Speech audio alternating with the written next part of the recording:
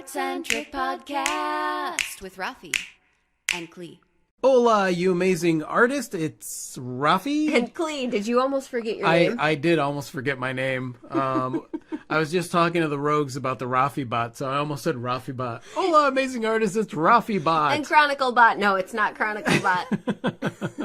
Rafi and Klee podcast. So, welcome to the podcast. Today we're going to talk about how to never give up. And never surrender. And never surrender.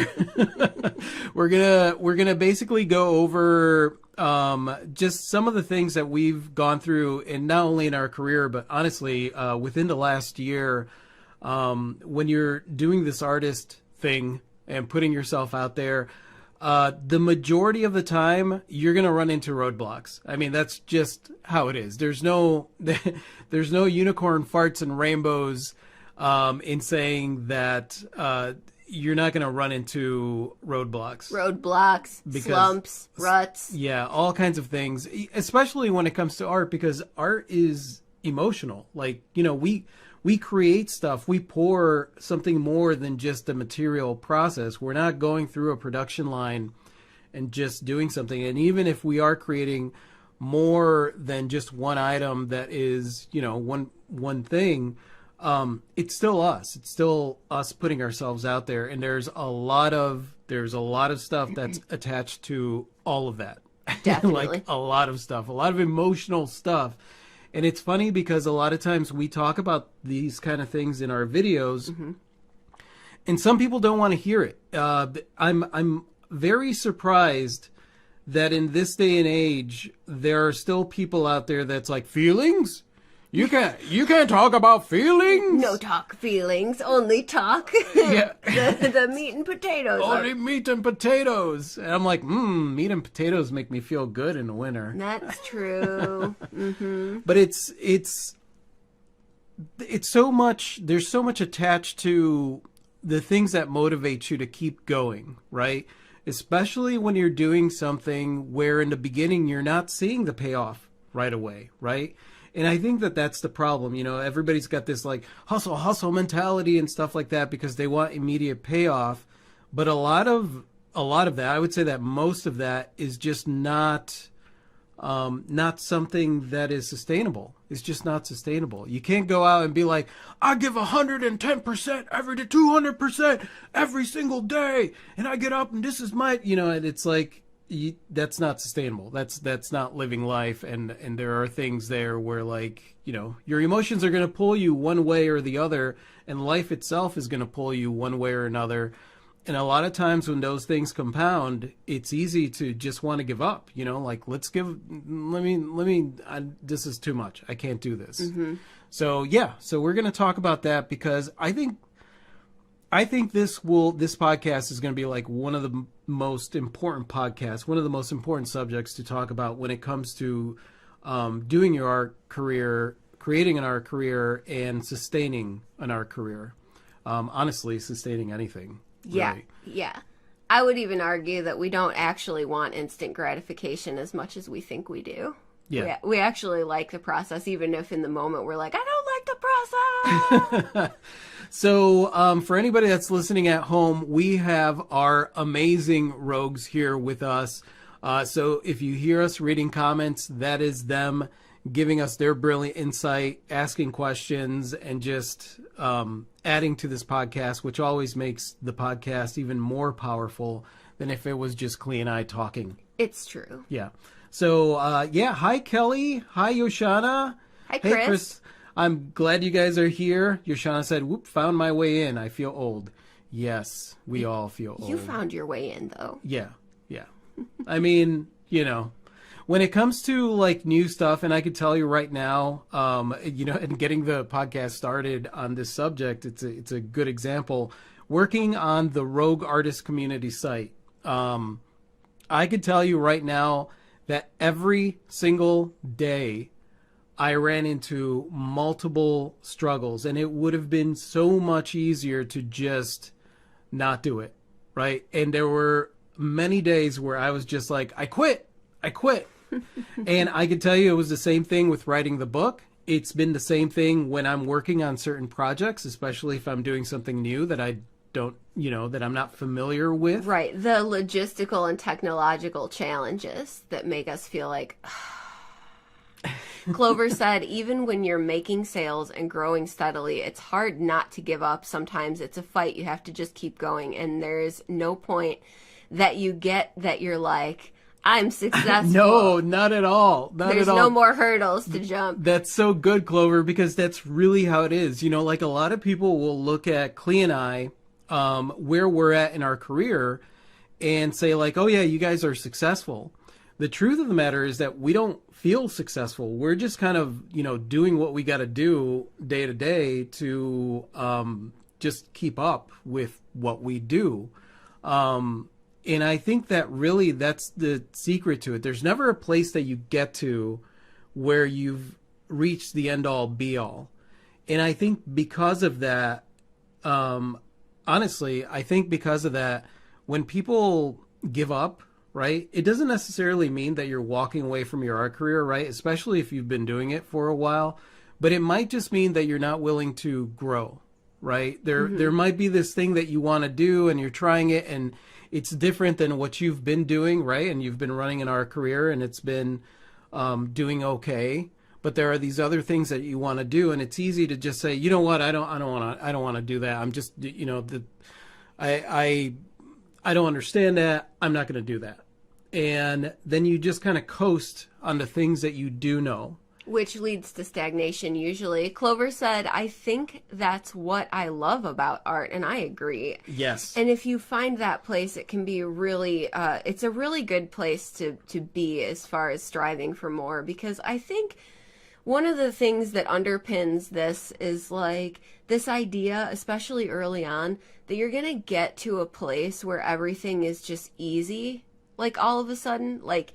And when you never reach that place where everything is easy because you are someone who's always striving for more, that in of itself can be discouraging, right? That's the mindset that's like, I'm going to do this now so that in the future everything is smooth sailing. Oh, and you guys, this is our society is kind of built around this idea that you do all these things that you hate so that you could then relax, so that you could retire, so that you could do whatever. And it's kind of set up that way in all fields, whether it's you get a career or you're working a job or Social Security as a form of retirement. And there's nothing wrong with that. There's nothing wrong with saying like, you know what, I look forward to my later years to be able to just kind of have this extra income coming in because I retired. There's nothing wrong with that. But to say, I'm going to put a pause on everything that I want to do until I get to that point, I think that's just been the way that things have been. Or conversely, I'm going to set myself up in a way that's overwhelming now indefinitely so that later on it won't be. And the hard truth of that is like, whatever your process is now, like... It's going to be your process in the future. You're just going to... Because we're going to constantly want to grow and expand. It's like Clover is saying, like, as artists, we do want to push those boundaries. We do want to keep growing and evolving. And I think it's so important for our emotional career and our emotional being to reach for new things that you've never done before. I mean, that's one of the issues with work. I could tell you, every job that I had in corporate, I loved my job. It was the reason that I went with it. I mean, every job that I've had pretty much revolves around something that I really very much enjoy. I worked for the theater business in corporate alliances because I love movies. I love everything, every aspect about movies, writing movies, storyline, all that stuff. I worked at Starbucks because I love coffee. Like I grew up drinking coffee in my bottle, which it's probably not a good idea, but I drank up, so like every job I had, it was cool because you get in there, you do the learning thing, you learn something new, you learn a new skill. And then what happens is you then kind of just become that cog. That's it. That's your work. And the only thing you can look forward to is jumping through all the hoops that will get you some kind of promotion where now you're taking on another responsibility, but you're not getting any kind of extra pay for it, especially in recent times. And it's interesting because we're willing to do that for the jobs that we're working for.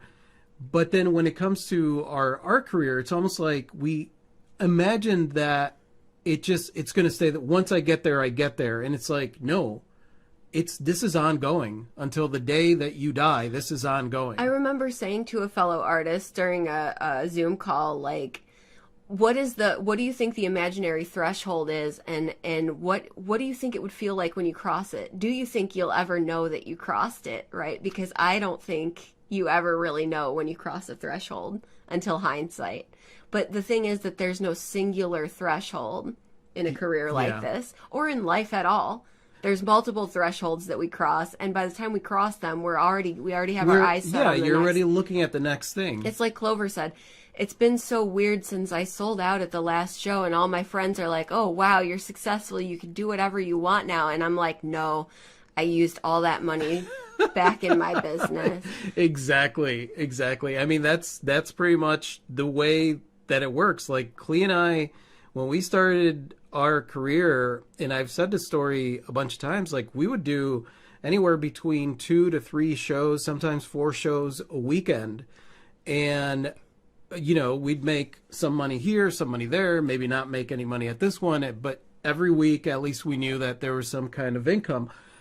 The majority, I would say that 90% of that money went right back into the business. And that's still how it works. Like our income comes in, we pay our bills, and then everything else goes right back into what we do for a living. So we can continue to grow. Exactly. So I thought it might be fun if I just toss out there some of the reasons that you might want to give up, and then we can just riff on how to kind of like tackle that. And Rogue Family, please feel free to toss in the chat box some of the reasons that you might feel compelled to want to give up. The first one that comes to mind. I wanted to read Ginny's thing. She said, I've said it before, she knows not where she's going. I like that. Yeah, I like that too. And I want to say hi to Gwendolyn, and JG Fellers is here. Kathleen, hi you guys. Hi everybody. I know Kelly's listening from work, and so is Tish. Thank you guys so much for being here. Yeah, you know, work. Tempest says, I still can't understand how you handled that schedule. I find preparing for a show so stressful. We got really good at it because we did it so often that the priority for me was to minimize the amount of work that it took to get ready for a show. And so that's going to be fun because on the Rogue Artist community site for one of the lessons for next month, that's what we're going to put out there. Everything show prep. Yeah, I'm looking forward to that too. Clover says taxes. Okay, so one of the barriers, if you will, is feeling like I don't even know how to approach this thing, right? Yeah. Like the no roadmap barrier. I want to do this thing. I have no idea how. And at first glance, it looks really overwhelming and confusing.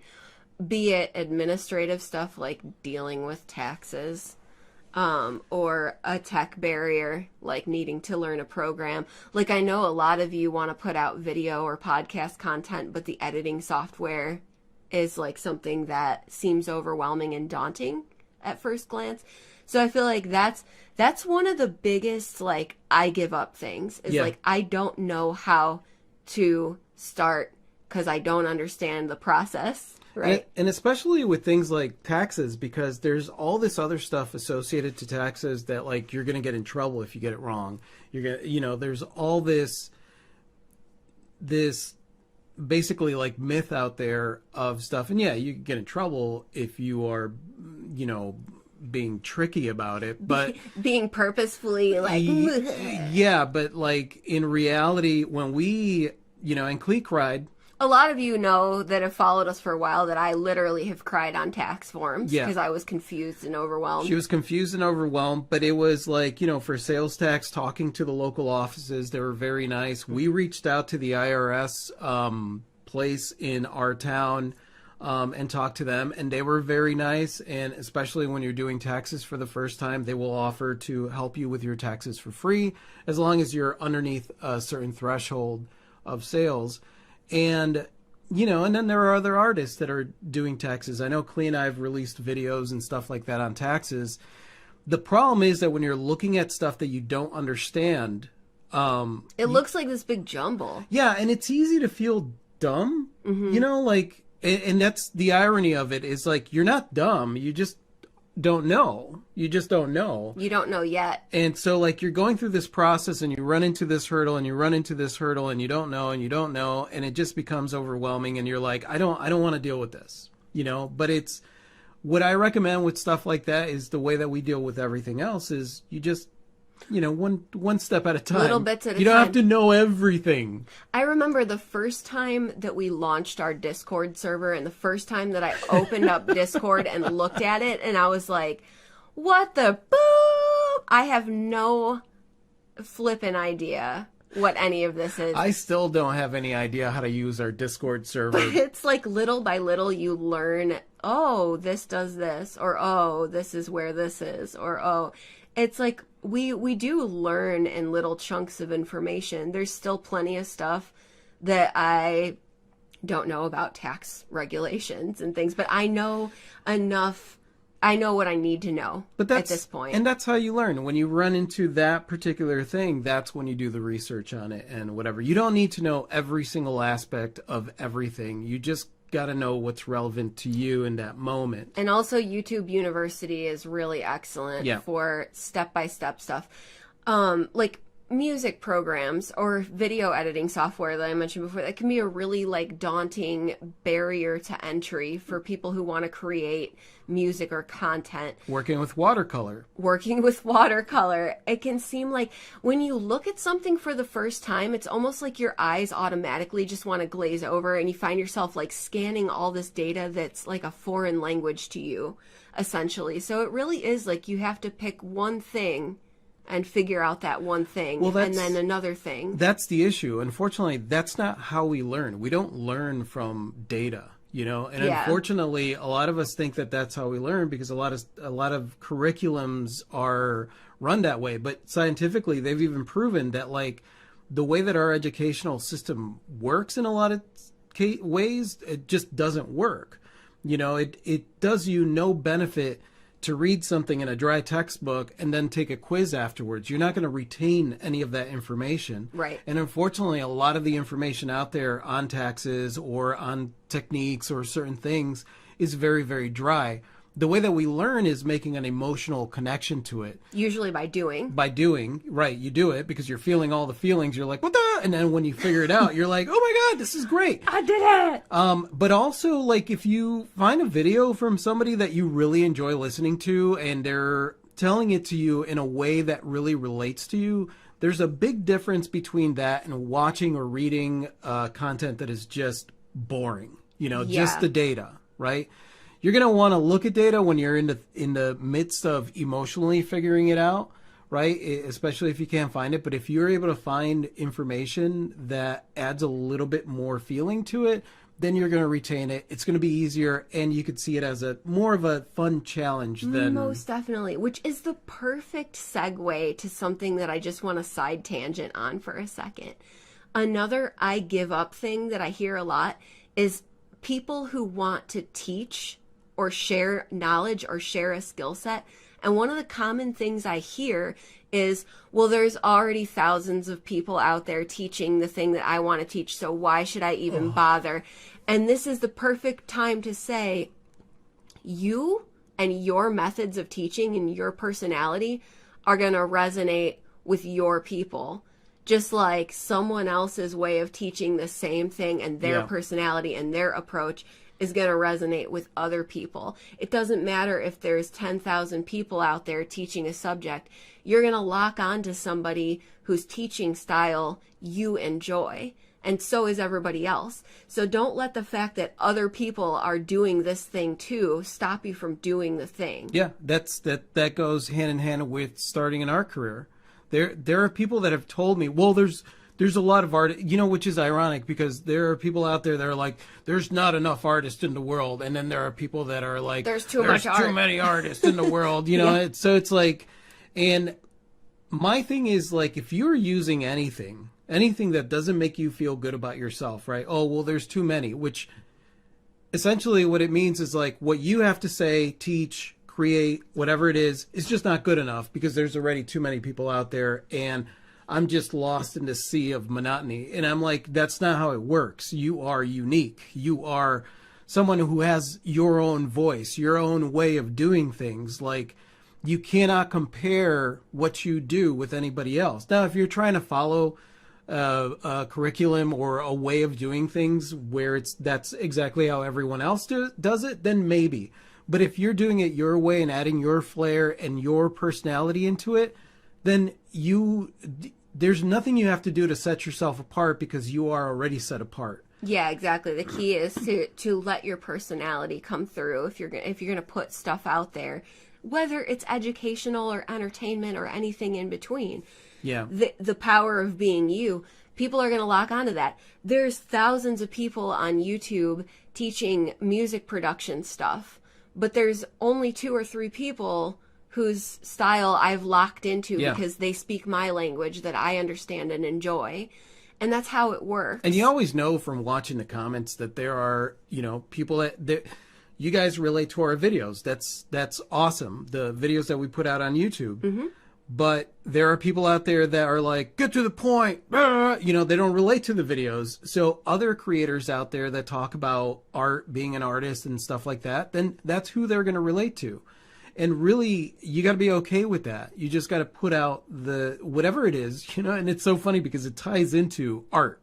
Anything that you create and you decide to put out there, whether it's music, art, teaching, anything, you just got to do it your way and find your way of doing it. I love that Jenny says, the journey is the story. He knows not where he's going, for the oceans will decide. It's not the destination, but the glory of the ride. That's very beautifully said. That is beautiful. And that's what it is. It's really at the end of the day, like when I think about it, it's one of the reasons that I put out there, like we're on our creative journey because it's got all the twists and turns and, it's not just this thing where X marks the spot. It's not like that. And you're not heading in one direction. You're going to traverse the entire area to explore and see what is there. Jenny says, like there are 100 cereal choices or 4,000 coffees in the supermarket aisles, yet everyone has their favorites. Exactly like that. Kathleen says overwhelm. I'm not giving up, but darn, it all adds up. Overwhelm's a big one. Overwhelm is a big one, and honestly, Kathleen, overwhelm could lead to burnout, which is not good. For sure. And analysis paralysis. Overwhelm, I like what Tish says here. How do you eat a 20-inch pizza? One bite at a time. I deal with it too, but one bite at a time has become my mantra. Mm-hmm. I love that because really when you're, at the end of the year, last year, there were a lot of very, very big projects that I was working on. And I was trying to cram everything in to do, like we were working on some music and we were going to be producing stuff. I had 2 books that I needed to finish. I had those same books were going to become audiobooks. I had a community rogue website that I wanted to build. We were putting together a big art exhibition. Not only that, but we bought a house and we were trying to do repairs and like get moved in and get our studio up and running. So like all of those things we were trying to cram into, I was trying to cram into just getting it done. Right. And figuring out how do I get all of these things done without breaking it apart and realizing like, no. This has to happen in a way that doesn't overwhelm you, because when you do get overwhelmed, you spend a lot of time not doing things. Just idle. Just feeling overwhelmed. And that's like even if you know what the things are and there's just too much on your plate. And a lot of creatives are like, I don't even know. Like, there's so much floating around in the idea jar that even finding a starting point can be difficult, or finding a next, like, what's the next thing kind of thing. This is why doing a brain dump is so important. Mm-hmm. Like, just write everything down And then after you, and just allow yourself to write everything, right? Not just the things that are important or the things that I think that whatever, or the thing that I think I can do, everything, all of it down. Just dump it all down. We did that this year. We put it on note cards. Everything. And then laid it all out. And it was like the entire floor in our living room was covered in note cards. And then we went and looked at each one individually and decided, yay, nay, or may be. Maybe someday. Yeah, yay, nice. nay, or maybe someday. Oh, that's good. That is good. But like, and it's important to give yourself realistic expectations when you are doing something. I know myself. I know that I love cramming things and doing stuff. Mm-hmm. But the truth is, you would rather at the end of the day have more time left over than not enough time. So when you're looking at what it is that you're working on for that day, and you think like, this is going to take me maybe an hour, this maybe will take me 2 hours, then I want you to double or triple that time just to give yourself more time. You could still reach for that first deadline, but like, just give yourself more time and give yourself permission to take that time, because being overwhelmed is a mental thing. Definitely. It happens in your head, right? Because you could take a look at a bunch of things and say like, all right, I've got a bunch of things, whatever. It'll happen when it happens. You're not going to feel overwhelmed. If you are like, this needs to happen, and usually it's attached to something, right? So action, reaction. This needs to happen because if this doesn't happen, then this is going to get messed up, or this won't happen, right? Like you attach something to the thing that is bigger than just getting the thing done, right? So it's like, I need to do this series of paintings because this series of paintings is the thing that's going to get my name out there, right? There's too much pressure there. It's like, no, you're just working on a series of paintings, or you're just working on that, or you just want to learn this, or you want to learn that. And so it's like making it smaller than, what you think it's going to be, because when you make it a big thing, we tend to catastrophize. And I think getting it into a visual format where you can look at it, I think for so many of us is helpful. I think so many of us operate visual. Like if there's a bunch of things rattling around in your brain jar, and they just keep circulating like a horrible vortex of confusion. Getting them down on paper or note cards or a spreadsheet or whatever, so you can use some different tactics to narrow it down to what's really important. Well, that way you could actually see it. Right. Because if not, it's just all these ideas floating out in the ether. J.G. Feller said, as a disabled artist, I only do 3 or 4 shows a year, so I don't overdo it and I don't wear out the welcome with my help, the family. I buy them dinner as thanks every time, but it's frustrating and overwhelming. Yeah. And that's the thing is like also being honest with yourself as far as like, this is the pace that I'm working at, right? It doesn't really matter what anyone else is saying needs to be the pace for any given thing. We had to do that with ourselves, because originally, like, we were attributing our success to the fact that we had done that we were doing so many shows every week. And what ends up happening is that it becomes a habit that you're no longer happy about, right? It's like, this is too much, right? But then you associate it to your success. Well, the only reason that we're making an income is because we are doing, X, Y, and Z. And then you're afraid to reevaluate X, Y, and Z because you've associated it to your success. Mm-hmm. And it was something that we had to really, really stop and look at. And actually, in recent years, Klee stopped and looked at, because she was still attached to like doing the market. Right? Because that was X, Y, and Z. This is what's associated to my success. And I knew it wasn't sustainable, but I hadn't put an exit strategy together for myself. Now, Rafi's exit strategy is often just to stop and pivot.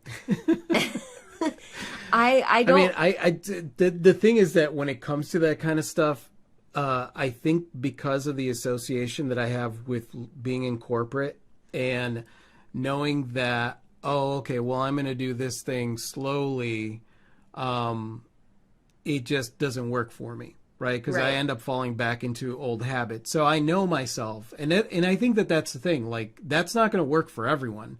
But that's something that I know works for me. Whether it's only because I believe that that works for me and the other thing doesn't matter. What I know is, like, I need to, if I'm done, then I'm done. And for me, it's admitting that there's a difference between an exit strategy and prolonging the inevitable by hemming and hawing for years and years about it. And sometimes when you hem and haw for years and years, life just forces you to make a decision. Yeah. In and my usually case, it's not in a good... In my case, the pandemic forced me to quit doing ridiculous amounts of markets and such. And sometimes, you know, deciding what your first step of your exit strategy is and then actually pursuing that is the way to go.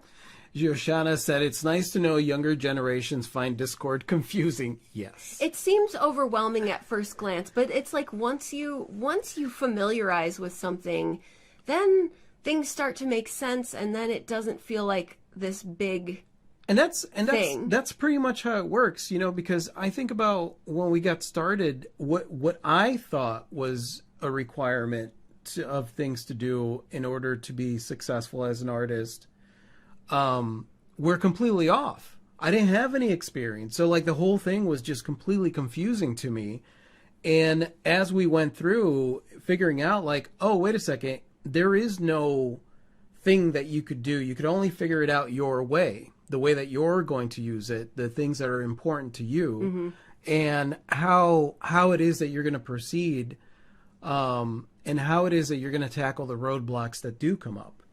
And whether it's learning Discord, you don't have to learn all of Discord. How do I want to use it? What Right. things are important to me? What features are important to me right now? What features don't really matter? Maybe those features will matter down the road, but by that time... You can worry about it then. Kathleen said, it's a good problem to have, but a bunch of doors opened at once, so I'm working to figure it out, and I'm going by maybe means no.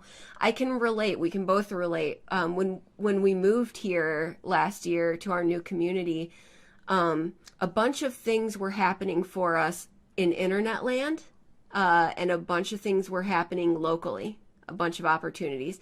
And we tried to do more than we should have last year because we wanted to be active participants in our new community. That's the thing, too. You have to take a close look at your motivations. That's why motivations for me behind what it is that you're doing is so important, right? One motivation that sneaks up underneath is like, I need to make more money. And so you start doing things simply because you think that it's going to make you more money.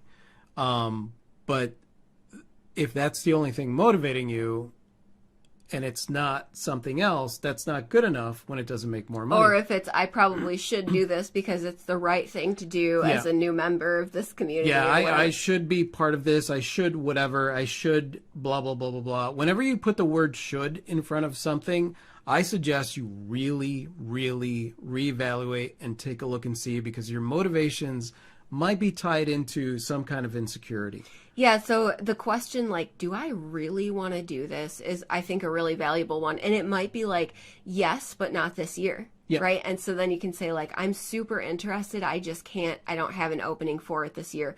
Or, I don't really think that's a fit with me. So I'm going to leave the door open for someone else. Yeah. That fits that better. Or, yes, I really want to do this. I'm on board and I'm going to make it work. It's kind of like what G. Fellers is saying there, because it's like, I only do a certain amount of shows every year, right? That's the right way for you to do it. Now, if you're buying into the thing of like, well, you gotta, in order to be successful, you gotta do this and whatever, and then you had that little stick man in your brain telling you that even though you're doing that number of shows, which is more than enough, that immediately, your brain is like, you're not doing enough. Mm-hmm. And I think that that's the biggest thing too. That's another indicator that, like, you're being pushed by something that is coming from an insecurity. If you do things like, we did some things for the society of Autists.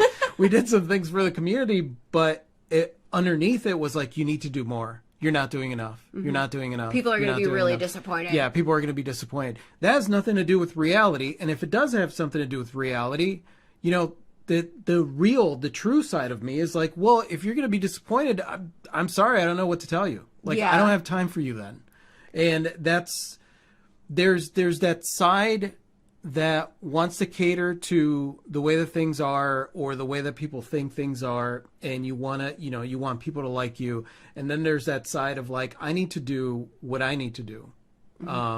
This is what matters. So like, that's the thing. A lot of doors were open, but I would say like, you reevaluate. I love trying things, but at the same time, if I'm already overwhelmed, I might have to stand back and be very specific about what it is that I decide to do. And you're right, Kathleen. It is a nice problem to be facing, but nonetheless, it is still a thing that needs to be faced and dealt with. Tish says, and I love this, multiple forms of revenue streams is the key and time management is the lock. Sadly, I struggle with the lock. Tish, this is great. Yes. I have found myself saying on multiple occasions, Rafi, we do way too many things to have this pathetic balance in our bank account. With the amount of stuff we do, why are we not balling out of control? Like I've said we do way too much to be this poor, right? And it's an ecosystem. Finances are an ecosystem, and sometimes I feel like, yeah, money, and sometimes it's like, oh, no money. Yeah. And striking that balance, knowing that it kind of is an ebb and flow, but you hopefully have your like averages somewhere. You're working to get your averages somewhere where it's sustainable for you. And it's such the long game. It is. That it can feel like such the slog.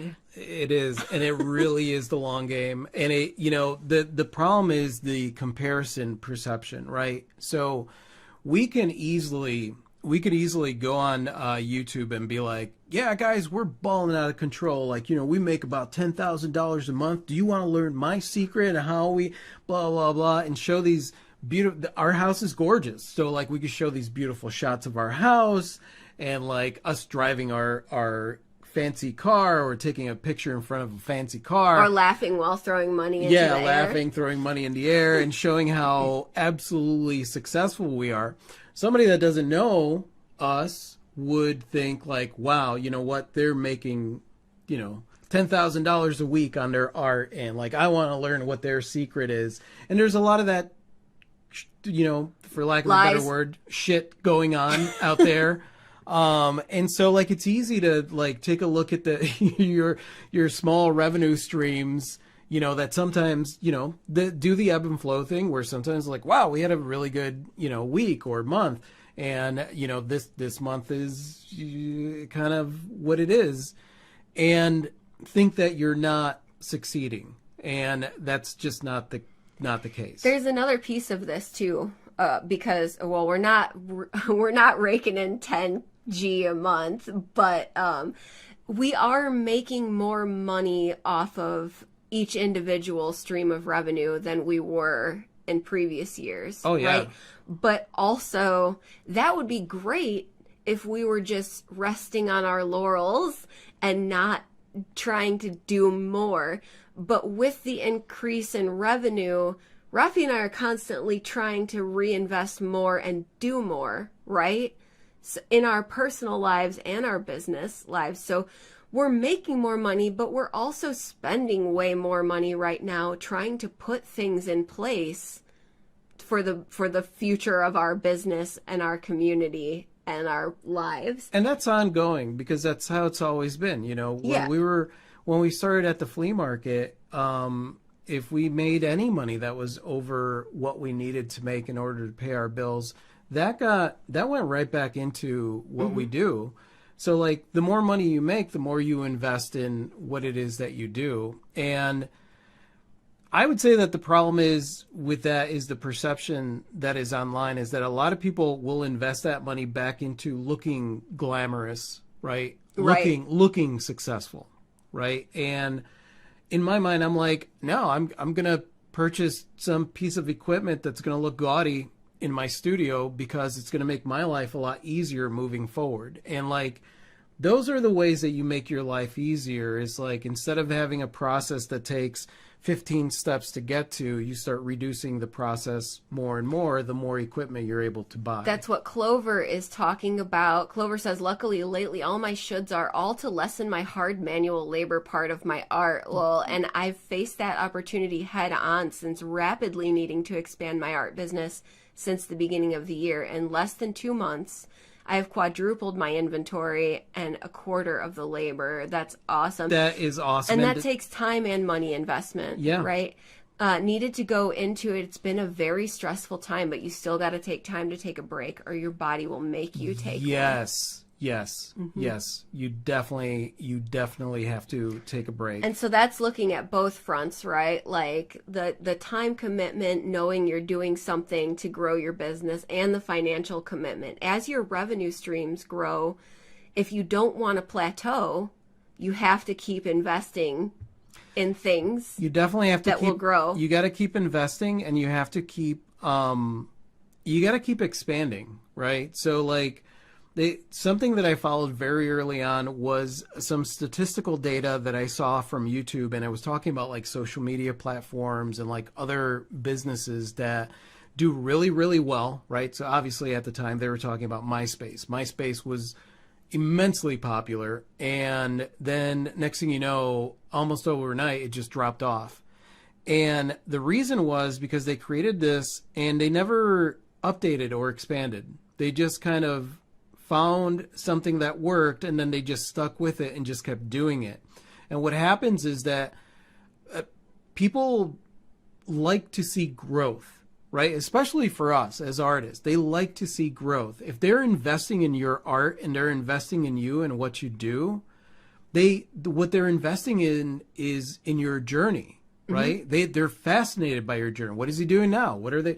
I love that with art collectors. Like, that's their biggest, like, what are you guys up to now? You know, like, they want to know, because for the most part, a lot of people have a job. They go to their job and then they go home, and you look at week to week and it's, you know, the same crap every week. You ask them, like, what's going on? Same shit as last week.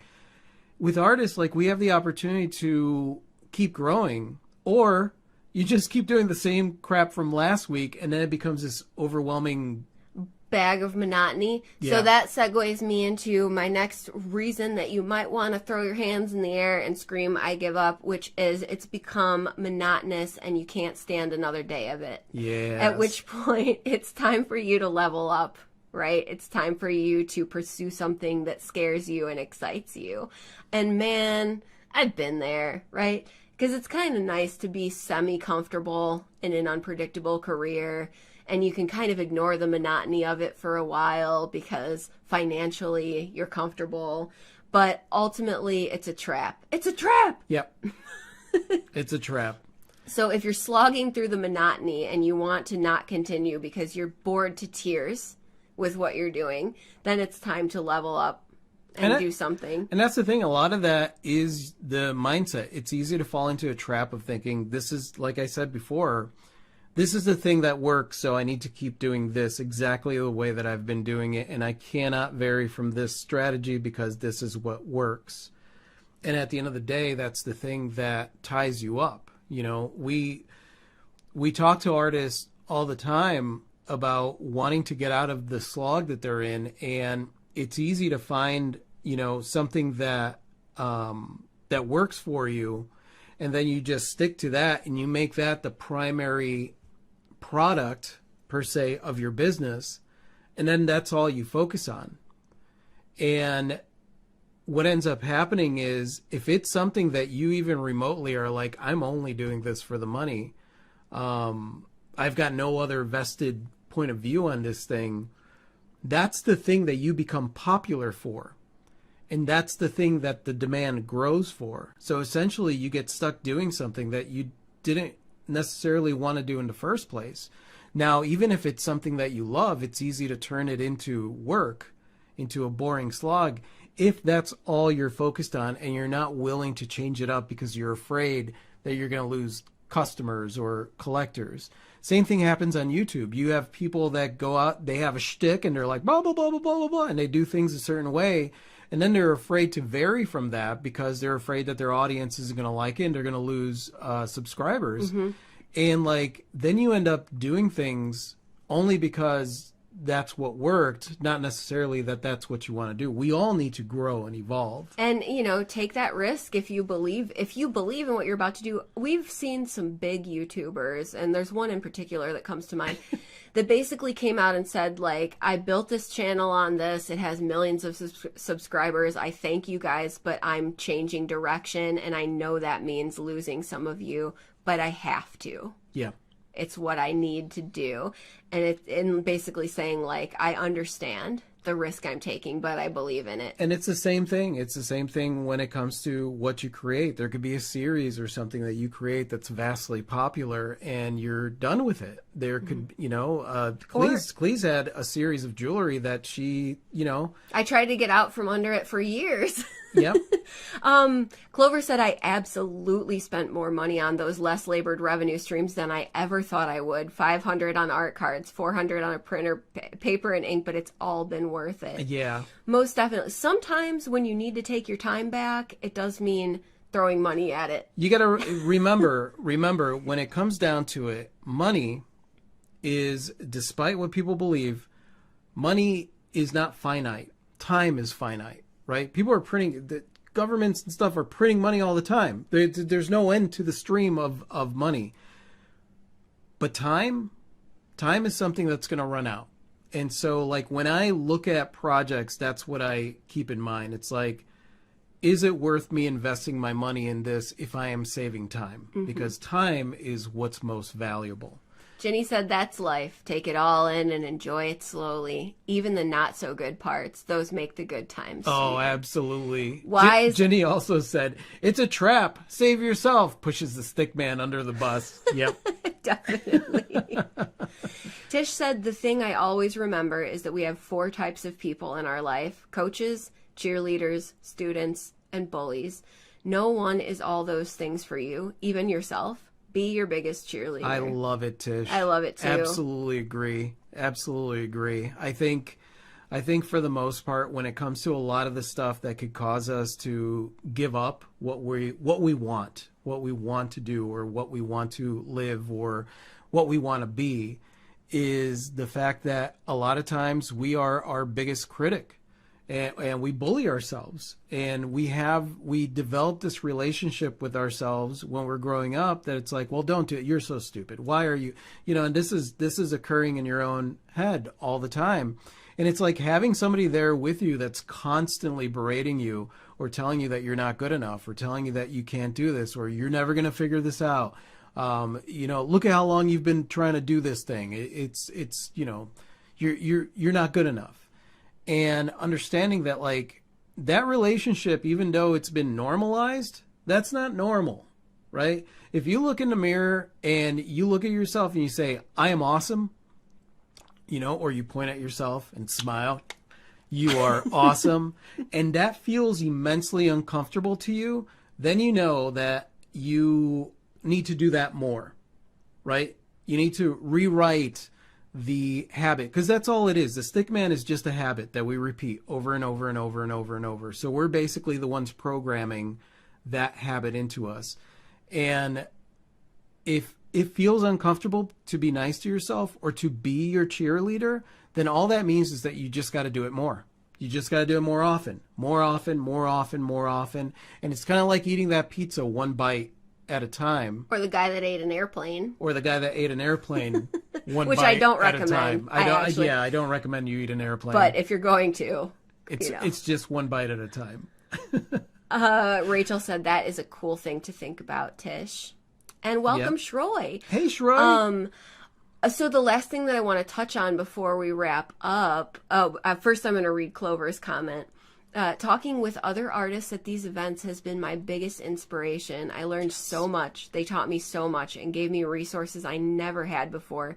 Sometimes we don't have to do it alone. No, Clover. And that's one of the most powerful things that I wanted to portray in our videos, was the fact that, like, with all the shows that we've done, we have rarely run into another creative that's doing it, that's out there putting themselves out there, that is selfish with the information that's out there. Right. Most highly motivated creatives are also very willing to share, open book policy, knowledge sharing, resources sharing. And most of us have done what we have done not alone, right? If any endeavor that I can think of that was successful, that we enjoyed doing, we didn't do it alone. No. And sure, if it's your thing and you're the leader of your thing, right? You're gonna take on most of the responsibility. Well, I and mean, you're that's gonna steer the ship. That's the point, because I've been approached by a lot of people that are like, I want to do this thing, and I need you to do this and this and this and this, and it's like, whoa, slow your roll. Yeah. Right. So like, you are the one that's in charge. You're gonna do the thing, but the information and the help comes from other places. Mm-hmm. The thing about it is, if you are expecting it, right? Well, you're an artist. You should help me. It's like, dude, Yeah. calm down. Yeah, Like, let's talk about this for a minute. I know some creatives, really none in our community, No. because you are all highly motivated. But I've known some creatives that they'll even say like, I'm the idea guy, right? So it's like they have this thing that they want to pursue, but it's almost like they're waiting on people to come out of the woodwork to make it happen for them. And it is the balance of understanding that if you have a thing that you want to do, and you want to move forward with it, you are at the helm. Like, understand that you are steering the ship. And once it gets going, there's a pretty solid chance that people are going to see that and people are going to come out of the woodwork who want to help you.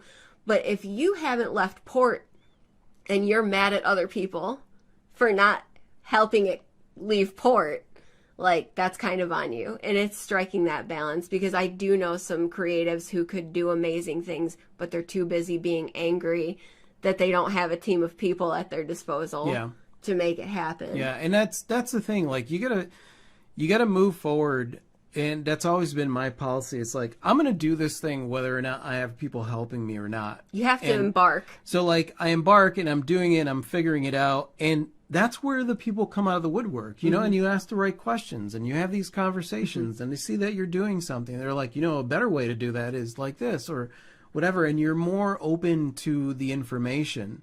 I can tell you right now, with all the shows that we've done, we've been approached by a lot of, I've had conversations with so many artists at shows, and you could always tell when somebody is really, really ready and invested in moving forward. And you could tell where somebody's kind of on the fence and they want you to reassure them to do it, but then the expectation on you is greater than it should be. You know what I mean? There's always this tell of it. And it's like, you know, I will tell people all the time, like, just go for it. Like, you've got everything you need. Just go for it. And some people just need more.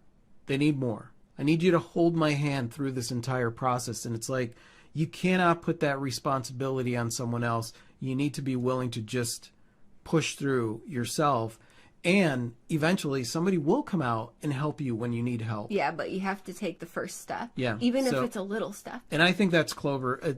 That's brilliant, Clover. Yeah. Because it's so true.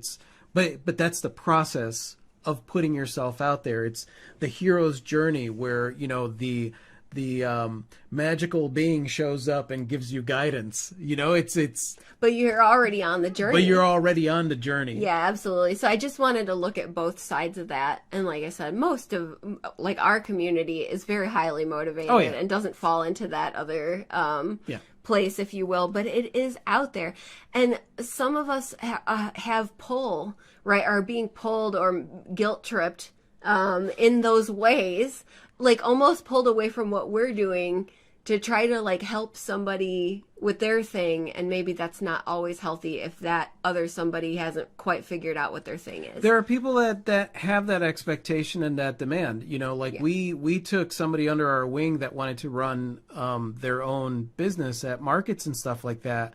And she had issues with, you know, she wanted to learn more about taxes. So Klee took her under her wing, and instead of like really doing it herself, every time tax, you know, doing the forms for like, I don't know how many years, she would expect Klee to remind her when it needed to happen. She would expect Klee to help her to fill out the paperwork. She would expect all these things. And of course, in the background, I'm fuming because I'm like, that's her business.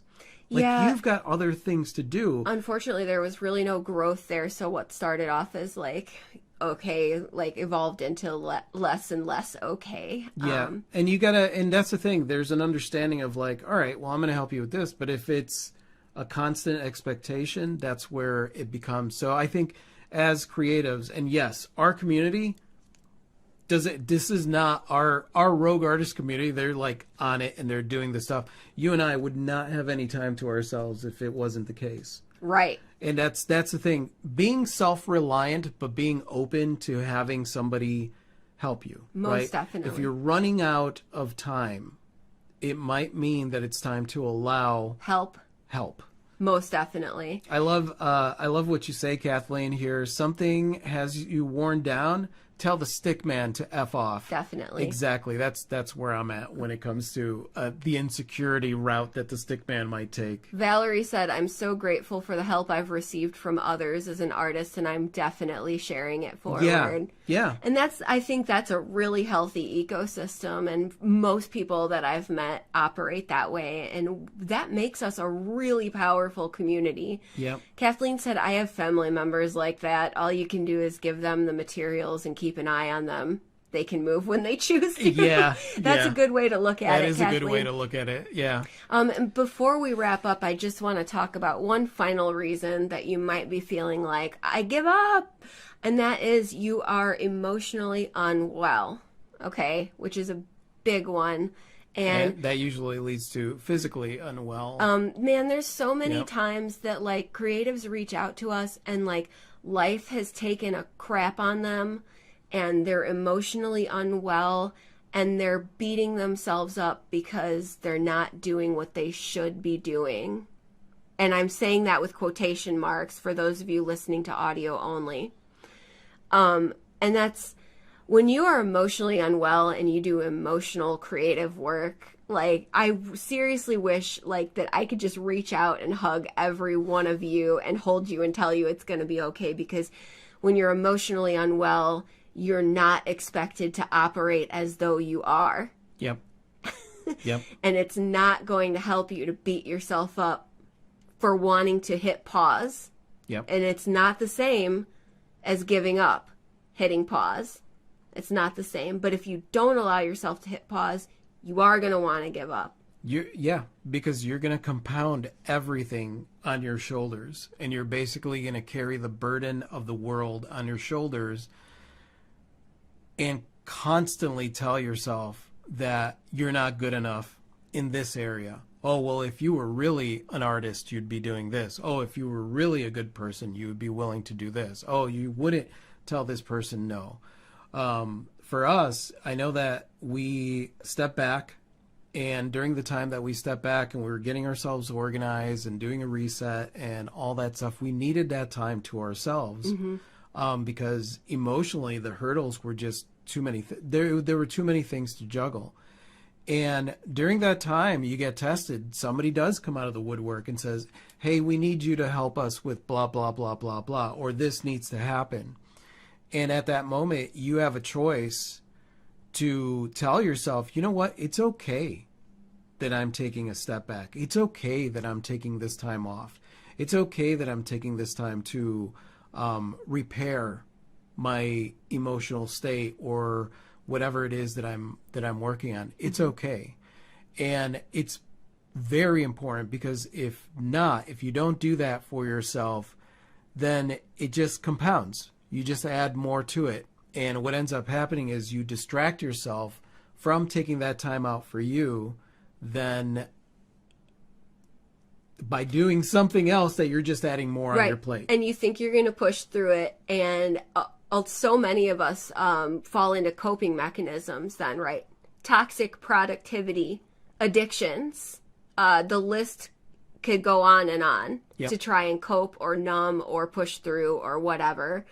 it's very important to take care of your mental health and your emotional well-being. Yep. And anyone in your life that would tell you that that's secondary or not important or that that's selfish, because people will tell you that that's selfish. They're not your people. No. Or maybe they're going through some stuff they need to deal with Yeah. then. But it is very important. It's important to acknowledge it and to not compound it by beating yourself up. Yep. That's what's really important. Do not beat yourself up for taking a step back. Yeah. Tish said, abso-freaking-lutely. Emotional strain is not only bad for yourself, but for your other relationships that help you get through this thing we call #artist life. Yep. Definitely. #artist life. That's right. Well said, Tish. So take care of you. Definitely take care of you. Take care of you. And, not giving up doesn't mean that you don't allow yourself to take breaks. Right. That's not what it doesn't mean that you stubbornly push forward, right? Think of the analogy of like, I got to get through this wall and I'm going to just beat my head against it to get through this wall. And then you just keep, oh no, I can't stop this. I got to just keep going, right? Because I should never give up. And it's like, no. Take a step back, reevaluate, and figure out if there's a better way to do this that doesn't cause you overwhelm and stress. And if somebody else is behind you saying like, why did you stop beating your head against the wall? How are we supposed to get through that wall? You tell them, you need to back off. I'm figuring this out, and that's okay. It's okay to do it. Mm-hmm.